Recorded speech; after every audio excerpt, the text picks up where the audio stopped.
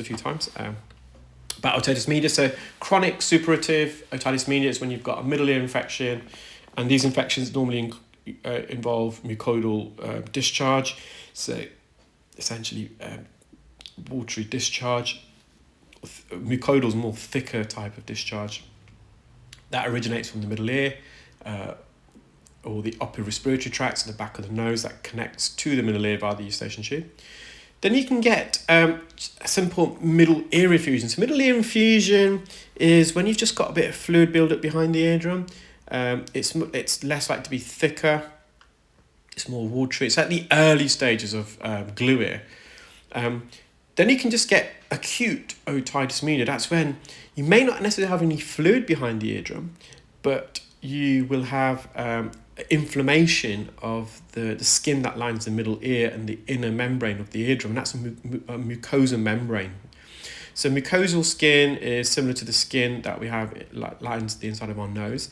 Slightly different type of mucosal skin in the middle ear, but similar concept. So they're secretory, they secrete fluid naturally.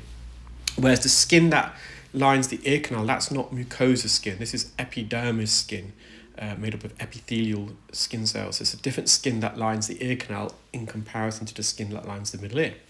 So acute otitis media is when you get inflammation of the mucosal membrane that lines the middle ear and the innermost layer of the eardrum.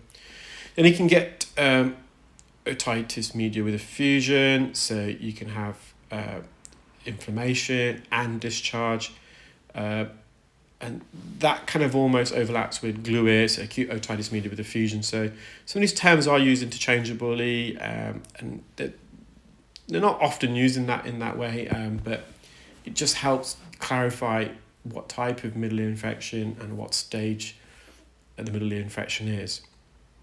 So what's glue ear? Now, I'll explain the mechanics, the biology, the physiology of it. So the middle ear, so the cavity behind the eardrum should be air-filled, and the air pressure behind the eardrum should be equal to the air, or thereabouts, to the air pressure in the environment, say in the ear canal. When the air pressure is equal either side of the eardrum, that's when we hear the best, that's when the eardrum is most mobile. So what regulates the air pressure in the middle ear is a narrow tube called the eustachian tube, and that connects the middle ear to the back of the nose. And the eustachian tube at normal resting state is closed. And the reason why it's closed is that it prevents infections that you may have in the upper respiratory tract traveling up through the eustachian tube and infecting the middle ear cavity. So it's closed for a reason, and it's also closed because it inhibits you from hearing your internal sounds, or internal sounds louder, should I say, as well.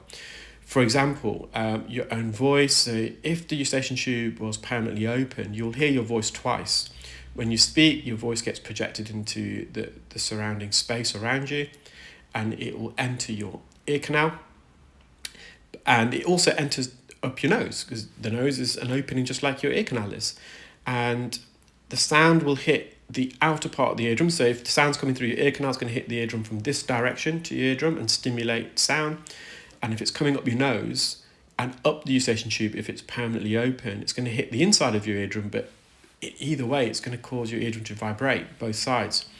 And because of the time differences, it'd be a bit quicker for the sound to travel up your nose compared to your ear to reach your ear canal. They're out